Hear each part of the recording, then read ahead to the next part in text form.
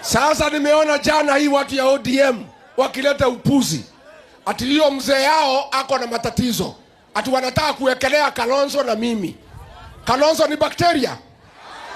Yeah, ni virus. We note now that anyone who associates with GACHAGUA and his ilk like Kahiga cannot be our friend. The line is drawn. Any person who associates with GACHAGUA. Rigathi Gachagua's planned visit to the late Raila Odinga's graveside in Bondo has triggered a storm of speculation after being abruptly cancelled at the last minute. What was expected to be a symbolic gesture of reconciliation turned into yet another political drama, deepening the tension between the former deputy president and Raila Odinga's loyal supporters. According to sources close to the matter, Gachagua was scheduled to visit Raila's resting place on Sunday in what was seen as an attempt to redeem his public image following weeks of backlash over remarks he made shortly before Raila's death. The visit, however, never happened. It is said that intelligence reports warned of a possible attempt to cause chaos during the appearance, chaos that would later be blamed on local residents. We heard yesterday that Gachagua and his team were supposed to pay homage to the home of Raila Odinga. We urge Gachagua, never, don't step in Bondo. Don't step in Bondo, as your statements are not very friendly to us as ODM. Otherwise, I urge our members to stay calm as we approach this issue in a sober mind. Otherwise, thank you very much. Security agencies in Bondo had reportedly been placed on high alert. Police, DCI officers and intelligence teams were deployed early in the morning, anticipating the arrival of Gachagua's convoy. But as hours went by, the former deputy president team went silent. By midday, it became clear that the visit had been called off. The reason was simple. The situation on the ground was too volatile, and any misstep could have sparked unrest. Kahiga has drawn the line. To mock, he has crossed the Rubicon. We have crossed that line now. To mock Raila Odinga in his death, to mock him in his life, we could respond. But to mock him in his death, any person who associates with Gachagua, with Kahiga, with that lot, can never, ever be our friend. Because the principle is, the friend of your enemy is your enemy.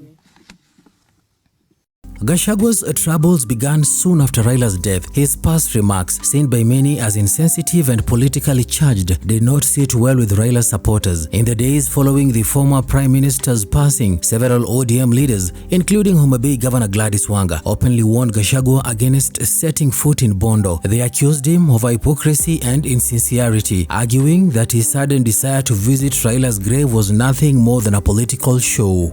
Sasa nimeona jana hii watu ya ODM wakileta upuzi. Ati hiyo mzee yao ako na matatizo. Ati wanataka kuwekelea Kalonzo na mimi. Kalonzo ni bakteria? Yeah, ni virus.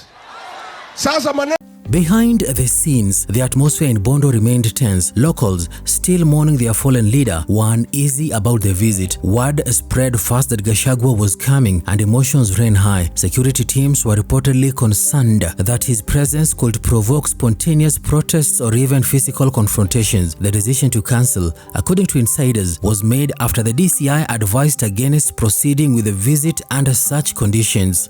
And we know that there is politicians like Kahiga, who in the life of Raila Odinga have used him as a bogeyman to scale their own political heights there. But it is shocking that they continue to make Raila a bogeyman in his death. The timing of the planned visit raised even more questions. Gachagua has been politically isolated since his fallout with President William Ruto. Analysts believe he saw Raila's death as an opportunity to reposition himself as a statesman capable of bridging divides. Visiting Raila's grave would have offered him a chance to appear remorseful and respectful, possibly softening his image ahead of 2027. Instead, the botched trip has left him looking cornered and uncertain. Kahiga does not speak for himself. Kahiga is the spokesperson of Rigathi Gachagua. Rigathi Gachagua mocked Raila's illness and asked whether he was a virus and whether Kalonzo was a bacteria.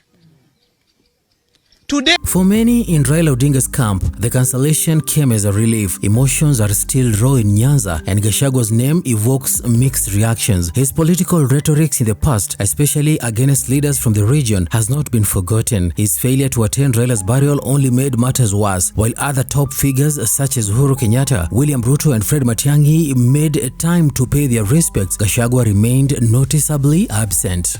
You have been bragging all along that you are the sons of Mau Mau. You and your other counterpart called Kimani Ichung'wah.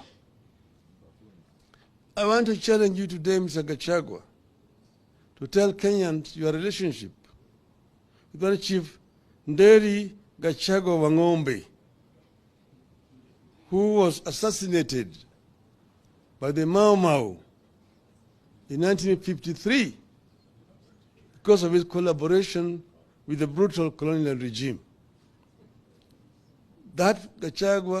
In Kenya's charged political environment, such absences rarely go unnoticed. Gachagua's decision not to attend the burial was interpreted by many as a deliberate snub. When reports later surfaced that he was planning a separate visit, it was viewed with suspicion. To some, it was too little, too late. To others, it was a political gamble that backfired before it even began. Security sources in Siaya confirmed that heavy deployment had been made ahead of the planned visit. Anti-riot police, plainclothes officers, and intelligence operatives were all stationed in and around Kangoka Jaramogi, Raila's rural home. The concern was not just about protests, but about political opportunists who might exploit the event to spark chaos. The fear of infiltration and planned disruptions was real, especially with tension still lingering over Raila's death.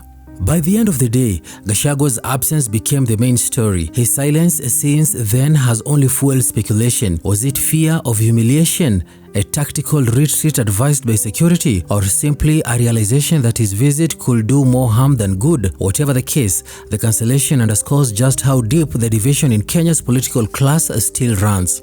Cannot be our friend. The line is drawn. Yes. Any person who associates with Gachagua, Kahiga, they cannot be our friends. Yes. Whether they are in our party or outside our party. Yes. Kahiga has drawn the line. Yes. To mock. For now, there is no word on when Gachagua might take the trip to Bondo, if ever. His allies insist that he still intends to pay his last respects, but insiders claim the matter has been shelved indefinitely. The optics are just too risky. Meanwhile, other leaders have continued to troop to Raila's graveside to pay their respects. President Ruto made his visit under tight security, followed by former President Uhuru Kenyatta and former Interior CS Fred Matiang'i. Their presence helped calm the national tension and symbolized a rare moment of unity, at least on the surface.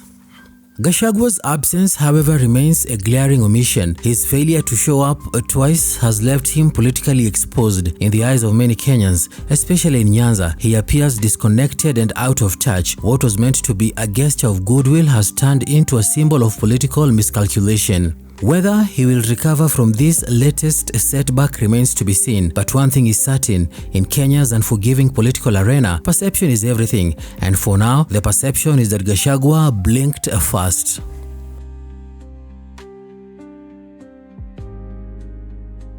Sasa nimeona jana hii watu ya ODM wakileta upuzi. Ati hiyo mzee yao ako na matatizo. Ati wanataka kuwekelea Kalonzo na mimi. Kalonzo ni bakteria. Yeah, ni virus. Sasa maneno ya ugonjwa Kalonzo na mimi tunaingilia wapi? Sisi tunatakia hiyo mzee mema. Tunataka wakuwe pamoja na Ruto, tuwafukuze pamoja kwa debe 2027. Harambe! Harambe!